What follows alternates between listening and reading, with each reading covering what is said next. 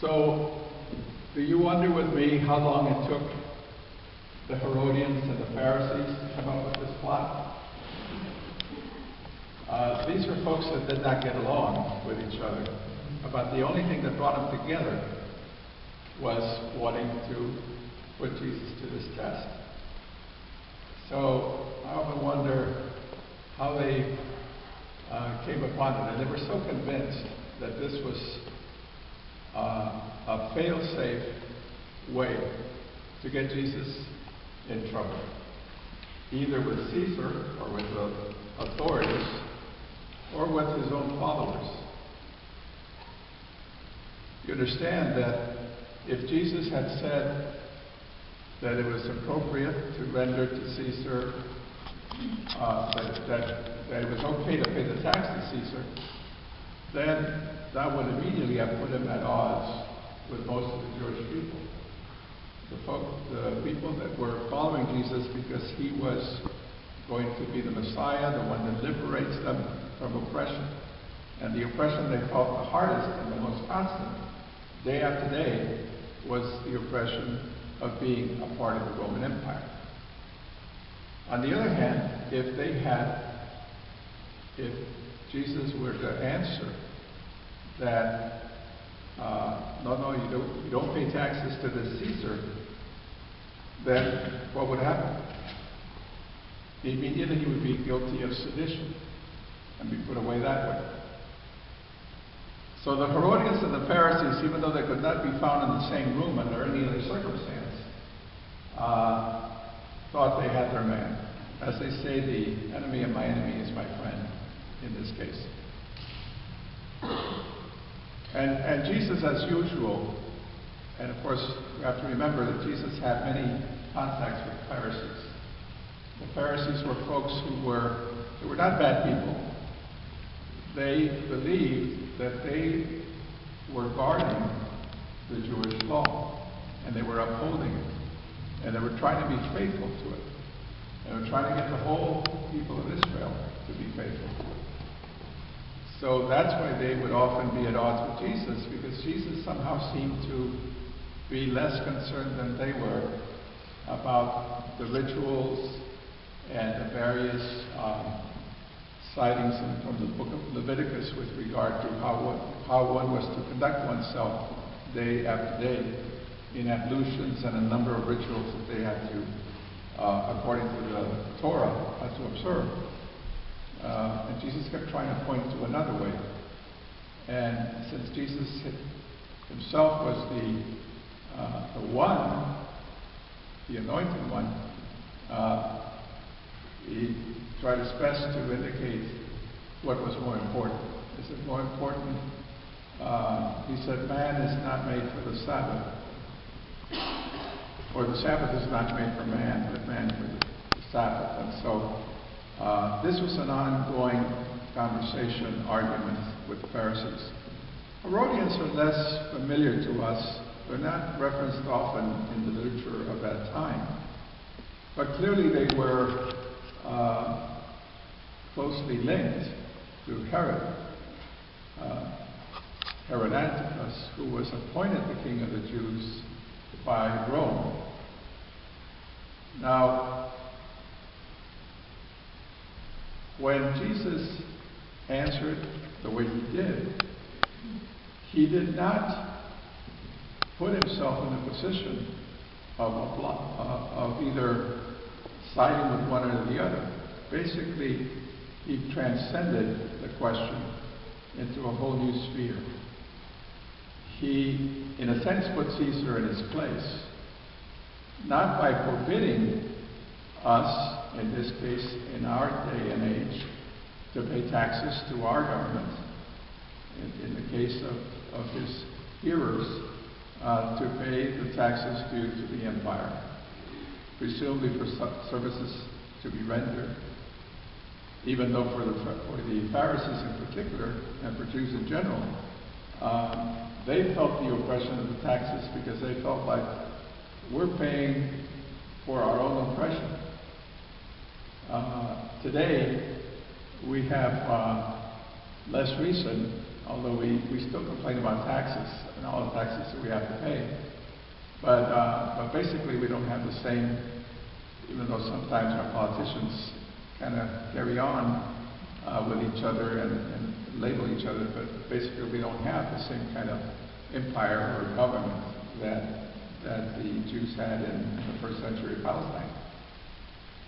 But Jesus was basically saying this is not an issue so much of paying taxes. It's an issue of conscience. He was saying basically we do have obligations in civil society, and the more structured our society is today, the more complicated the relationships.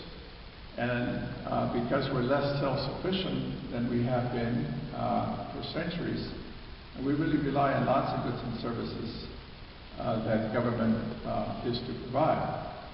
A lot of our complaints today are more about how those services are provided. So Jesus is basically answering the question of, yes, we have certain obligations horizontally, to people that we need to give back to for one reason or another. They have claims and legitimate claims on us. In some cases, they may be because of close relations. In other cases, it may be because of these services that I mentioned. But what's more important is that we not let any of these lower levels of obligation cloud our unique relationship to God, who is over and above all, Caesar or anyone else. And so it becomes a question of conscience, because sometimes as we try to follow our legitimate responsibilities vertically or to God, horizontally to those that have claims on us or to whom a debt is owed, there are occasions when there seem to be divided loyalties asked of us.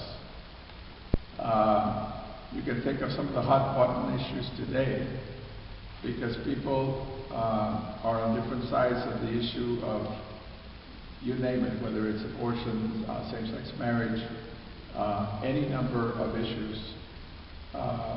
People may feel that their God-given obligations, prevent them from being on either one side or the other, depending on what it might be, of some of these questions, some of these important issues. Now, that's why being a Christian is not easy, because there are no easy answers.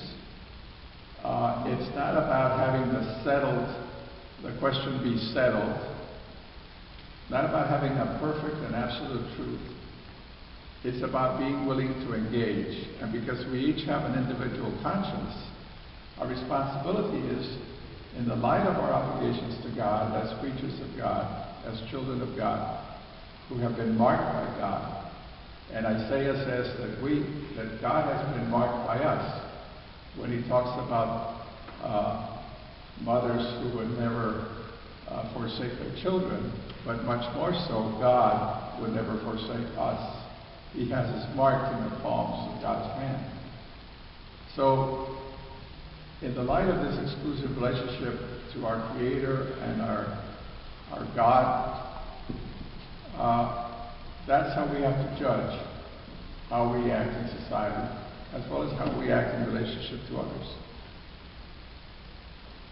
Now, this God who made us and who became man so that he could share our earthly existence, left us himself in so many different ways. One of the central ways is in the Eucharist that we celebrate this morning and every Sunday, and whenever we worship together around the altar of the Lord. And this is a moment when we indeed give back. The word for render, the words that Jesus used, can be understood in different ways, and there are a couple of different Greek words that are used. One of them is give, Another one is give back. And another one is pay an obligation that is due. In any of those cases, the kind of loyalty that's required of us vis-a-vis any other human entity is precisely that, perhaps, of paying obligations due. But in the case of God who made us, we pay back with our very lives. We pay back with our service, with our loyalty, and mostly by our acts of gratitude. And the central act of gratitude is this Eucharist that we're about to share, in which we are all called to continually develop our conscience before God so that we can make the right judgments for ourselves, and then in community with others decide what our communal responsibilities are vis-a-vis society and the world. Amen. Amen.